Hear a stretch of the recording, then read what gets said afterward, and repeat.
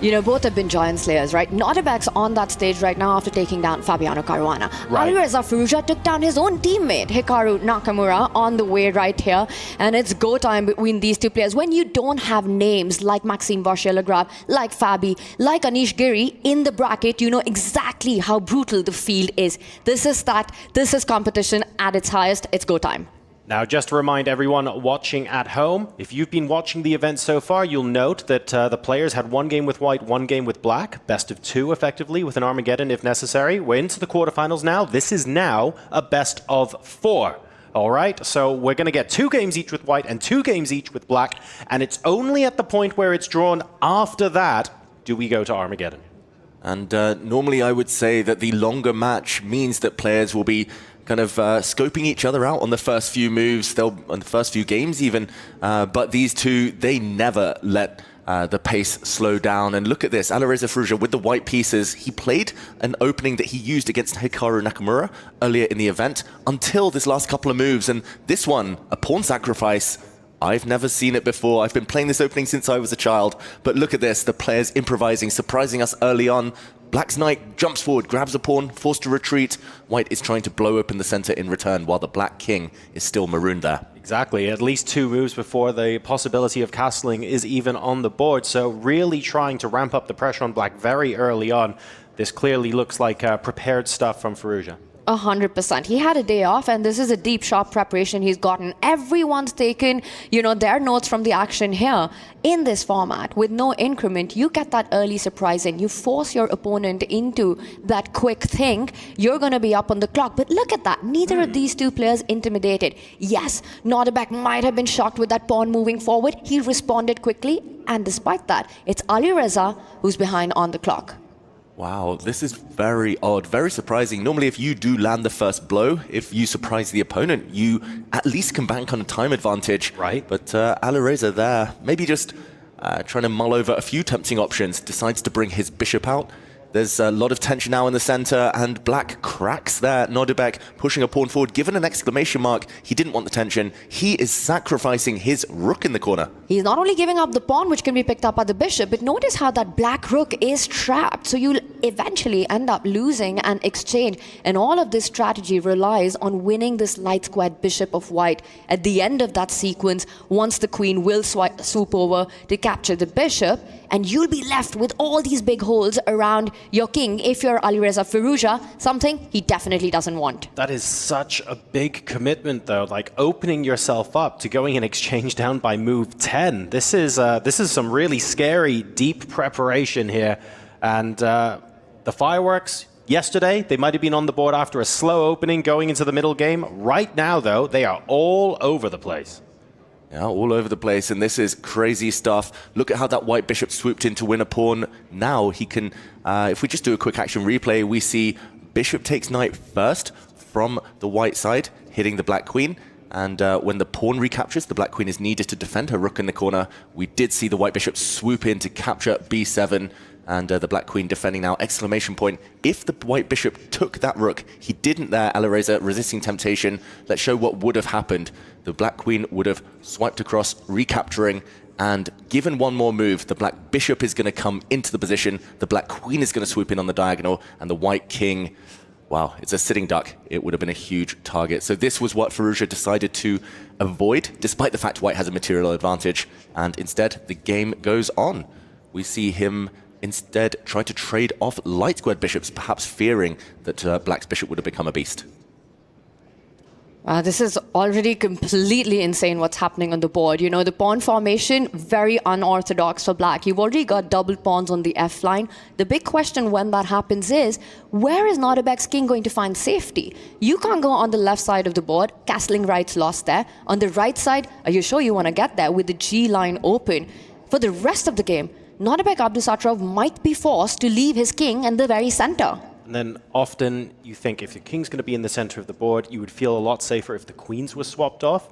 Makes perfect sense, but also easier said than done. There is no obvious route to offer the trade of queens in this position yet, so plenty of complexities here to navigate. Yeah, this is one of the wildest starts to the game that we've seen so far here at the Esports World Cup. 14 moves in. Who knows who's better? The computer, of course, stubbornly says 0.0. The eval bar locked in the middle. This game could turn either direction any moment. It's all about who can navigate these treacherous waters. This middle game is going to be really fiery. There is a threat on the board that White has set up with this bishop retreat. You know, if Black takes his eyes off the ball right now, White is threatening to capture the bishop on e6, force Black to take it with the pawn, and then suddenly the White queen slides over to h5, delivering a devastating check to the Black king. So Alireza needs to make a decision. How does he either counter that idea, or does he simply trade on White's terms? Yeah, and big decision as we see Black here tanking, spending a bit of time. It's a big time investment, but it's a big critical moment. Good decision here for Nodirbek to pause. I don't think either of them enjoys defending. Neither player enjoys being on the back foot. So the fact that the Black king is in the center may be a bit of a red flag here for Abdusattorov. And let's also point out that, in fact, Alireza did win that sacrificed pawn back. So there's not even a material deficit on the board, something for Nodirbek to show for this big time span that he's got to be doing right now. And he does indeed trade at the center of the board, places, develops the other bishop behind his pawn chain. Not the kind of connect for you like, David. Yeah, normally I rave about pawn chains when they're on a diagonal in a 4 formation there, but this move given a question mark, and I think it's simply because White is going to conquer the light squares. The White queen is going to jump out to one of the squares. You mentioned there, Tanya, the White knight is going to land in the center very soon, and Black has minimal influence over that color complex. The Black knight a bit blocked, the Black bishop looking terrible. Yeah, so choosing to place the bishop on g7, queen g4 does get played and you castle to defend it. Obviously a conscious choice there, but placing it behind the pawn chain like that, is this anticipating the attack that's incoming? What's the thought process behind that when you could have picked another square? I think he just wanted to block any checks to his king. The bishop maybe looks like a defender, but ultimately it doesn't really do too much. Yes, it blocks this one line, the g file, but it doesn't hold the dark square, the light squares here. Doesn't really stop the White knights jumping. There's a huge threat on the board. On the one hand, if you're playing with the Black pieces here, I'm looking at it going, ooh, king h8, rook g8. Hey, and guess what? You get to push f5 twice. How brilliant! But in fact, Tanya, that sounds great on paper, but it takes time, and maybe we don't have that many moves to spend right now. Alireza Firouzja's opening surprise has worked to perfection. Your idea would be a brilliant defensive resource, but like you said, a queen and knight, the strongest attacking combination in chess. Right. White has a massive threat on the board. That knight from e4 wants to land on the f5 square. Knight d6, knight f5 is coming in next. And yes, you can slide your king over, but also the rook is needed to guard that f7 pawn. You know, the tender spot on the board. So incredibly difficult and complicated here for Nodirbek to defend this, but great call there, John, by you, because king h8 has been the move of choice, but I'm not sure if he'll find enough time to make that defense work. So will we move the knight into d6, back out to f5 like you suggest? Rook g8 could be coming, but are there ways maybe to open up a second point of weakness here in the Black position that Firouzja can exploit? Yeah, it looks so tempting to drop that knight into the position, but instead he does look for that second avenue. It's another piece joining the attack. The White rook slides across to occupy an open line. Maybe entry points in the near future.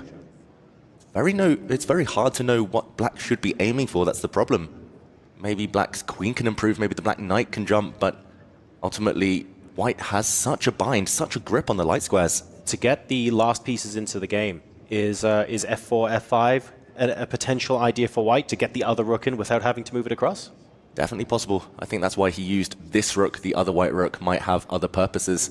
We saw some indecision from Abdusattorov, who's down around the 4.5-minute mark. On his screen a moment ago, it looked like he was about to bring the Black knight to the b6 square to try and hunt down White's intruder, the d-pawn, but then he took it back. This is the kind of position that Nodirbek Abdusattorov's nightmares are made of. You know, having to defend this without real counterplay, your pawn formation destroyed, your king under attack, White having these beautiful light square domination right there with ideas of the knight jumping forward, the rook coming swooping onto that 6th rank potentially. It's so hard for Nodirbek to get his kind of position where he can try to at least play for counterplay here. He does so. He tries to create something on the left side, but it looks like just too little, maybe too late. Yeah, that is very slow. The idea is very nice. You're going to kick away the White's knight on the b file. You're going to swoop in with your rook, grab a pawn, but it's just a pawn. Checkmate is likely to end this game if Firouzja has anything to say about it. His rook, his knights, they look poised to swoop, to jump in. There we go. A rook lands. Beautiful square, cutting across the board, controlling a lot of important points. And comes in with a big threat as well, right? That rook will move over to the line of the black queen. Rook d6 next pins that black knight, also inviting the knight on b3 to jump over. Right now, Alireza's knight is under attack. He does retreat, eyeing some other light squares. Notice how we spoke about light square domination? Yes. Every single piece of Alireza's headed to a light square. That knight from d2 will also land on c4 next. And of course, the knights on light squares have the potential to attack the dark squares in front of the king as well. So that bishop feeling a little bit nervous still on g7. Not really sure what the plan's going to be long term here. We've got knight b6 on the board now. And of course, you cannot take. It's defended plenty by the rook and the queen. So the question now for Firouzja is, how do we advance from here? The rook on f1 really is the only piece that's not yet actively in here. Maybe the knight on d2 can be improved as it's being rerouted, but white's pieces have a lot of activity in this position. A lot of activity. At least now he does have a small threat. Abdusattorov, he wants to go for white's central pawn, but also to trade off queens. It would be such a lifesaver if he can step his queen forward and initiate a trade on the white queen. With queens off the board, suddenly it becomes about pawn structure, and black's pawns are relatively mobile if they can remove the light squared blockade. So a great move there from Nodirbek, and another key moment for Alireza to pause and think how to build the momentum. It looks almost perfect, white's position, but sometimes positions like that can cause you to tank. And even in perfect positions, you need that final breakthrough to happen, that blow to happen to convert it into that full point. 4 marks to Nodirbek Abdusattorov. You know, getting this very difficult position at the start, he's still finding resources. And I think that's the part about these best players in the world, that they're not letting the noise in their head get the better of them. They are finding defenses. And look at that. Speaking of defenses, queens have come off the board. Is the worst behind Nodirbek Abdusattorov? Wow, internally, he's going to be so relieved. Nodirbek, yes. The second wave of attack might be coming. Even with queens off the board, the white d-pawn is very strong. But now he knows he will not be checkmated, at least not in the near future. And you could imagine the black bishop suddenly becoming quite good if he can push pawns later, especially the f5 pawn. And there we go. He doesn't even hesitate. John, you mentioned 2 f-pawns pushing. Maybe we'll see 2 pawns land on the f5 square. One has gone, the other is coming. I think so. I mean, it just looks really good, really natural at this point. If you compare this position for Abdusattorov compared to 6 or 7 moves ago, he would 100% have bitten your hand off to get to this position. There was a move where it really difficult to see. The only move that would have protected the pawn on d5 at the time was to move the rook across to d6. Borderline impossible to see on a moment's notice. So this is a fantastic position for black, but white is still pressing home an advantage here. Let's be clear. White's pressing super hard. I mean, it's far from over for Nodirbek. I mean, yes, he pushes that knight out, but let's not forget, right now, temporarily, black is a pawn down, just sacrifice. I'm not sure if he'll have enough time to recapture on b2. With all the threats that are about to come in, with this knight jump, now eyeing another light square, e6. Again, you know, we see the bar go down. Maybe not the best move, but Alireza, he played it fast. He's coming in with a threat, and that's what matters, because mistakes like this then happen. Wow, so it's been given a question mark. Yeah, big blunder. Apparently, there was only one move to minimize the damage. I just want to point out how difficult that was. The black king apparently should have slid across 1 square to g8 in order to help the black rook challenge the 7th rank, but he missed it too late. And now the white pawn, the d-pawn, is going to start motoring forward. The white rook just needs to get out the way. He's 2 squares from touchdown. It's not every day you see both players have a passed pawn on the same file, which is really interesting. The d-pawn for both players is passed, but it does look like the pawn on d7 is far more dangerous. Black can't put a rook on d8 behind this passed pawn to try and challenge it because the knight is stopping that from happening. Well, he's trying to win it instead. He's not going passive with anything. He goes rook b6. He lines up the rook against the knight, making it impossible for the white pawn to move 1 step forward. So Alireza might be about to lose the most important pawn in the position. How is he going to create compensation for that? Does he simply snap up the f5 pawn, or will he find something even stronger? There are tricks here. You can imagine a switch around. If the white knight lands on the f7 square where the rook currently stands, then white is winning. And there we go, the white knight is dropping back. Would show what's about to happen. There's about to be a knight fork. You cannot prevent this. This is actually checkmate, a smothered mate in the corner. The black king suffocated amongst its pieces. Exhaling from Nodirbek, he needs to use one of his rooks to cover that square. And for example, if he uses the rook on d6, maybe there we go, slides it back, he has. I was going to say the white knight is going to jump in and cost black its rook. But let's show this maybe with some arrows. The white knight went the other way. He could have gone forward to f7, check, and here a rook for bishop advantage. Yes, black has some pawns, but this is surely winning. Really surprising he didn't go for this. I'm at a little bit of a loss there, like a fairly straightforward exchange up. Firouzja there deciding that this maybe was stronger instead, but the position certainly remains more complicated, right? Because you have more pieces on the board, more things to calculate as both players now below 3 minutes on the clock. Surely simplifying, especially when time is of the essence, would be useful. Big threat here. He's trying to infiltrate with the rook on the back rank, now defended. Alireza could have picked up that rook, but that would have led to an exchange. It's still extremely dangerous. Nodirbek still needs a miracle to survive this one. But we've seen miracles happen in Riyadh. Yeah, and look at this, the eval bar dropping already, the advantage almost gone in just one move. It's bizarre that he didn't try to cash in his knight for the rook earlier. That was so straightforward, it was the logical continuation of his plan. He's now 1 pawn up still, so white has an advantage. That reflects why the eval bar says around a 1 point advantage for white, now slightly rising again.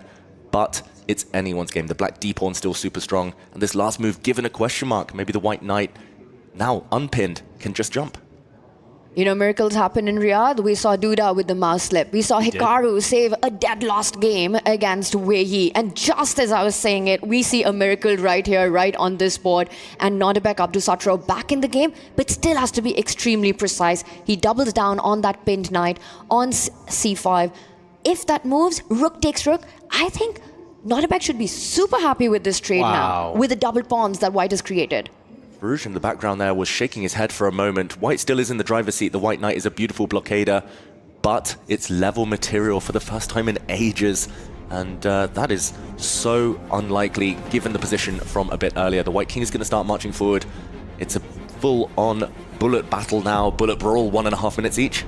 White has that advantage, but is it enough? Because Firouzja has blown most of it, and now it's so much about the clock one more time. But we know who's a beast when it comes into that bullet territory. It's got to be bullet boss Alireza Firouzja. Does he have enough to keep the game going, to try to flag Nodirbek Abdusattorov? Mouse skills are so important here. Look at the white king stepping forward. Everything on light squares. Again, that strategy. The black rook unable to deliver any checks. At a moment's notice, the white rook can start checking the black king and maybe force a draw here. It is white from a position of strength, but all about the clocks. Alireza is actually down 10 seconds. Doesn't sound like much, but in a game like this could be decisive. I don't think he's going to repeat. He's going to play for more here, Alireza Firouzja will. Down to now, touching the 1 minute mark. He's got less time on the clock. This is the moment of truth, and he does go for more. Goes for more, but he's about to get checked by the black bishop. Now the black rook. Pawns are dropping. You have to calculate this well. No time to checkmate the black king as the white knight is hanging. Wow, still anyone's game. Firouzja, though, it feels like he's totally lost control. No longer white, the only one who can win. The black d-pawn is a runner. And the black bishop needed to stay in this diagonal to stop any folks from the e7 square. Nodirbek Abdusattorov, will he be the one who's going to try to push Firouzja on the clock? Oh, and it's a draw by agreement just at a moment when it looked like both sides were getting a bit nervous, both low on the clock. They decide to settle it in peace. What a game one. Alireza Firouzja declining to go the exchange up, trying to positionally force himself higher and higher up as far as the evaluation goes. But we watched that +4 go to +1 and then equal as they just about draw in the end game. That was very, very exciting.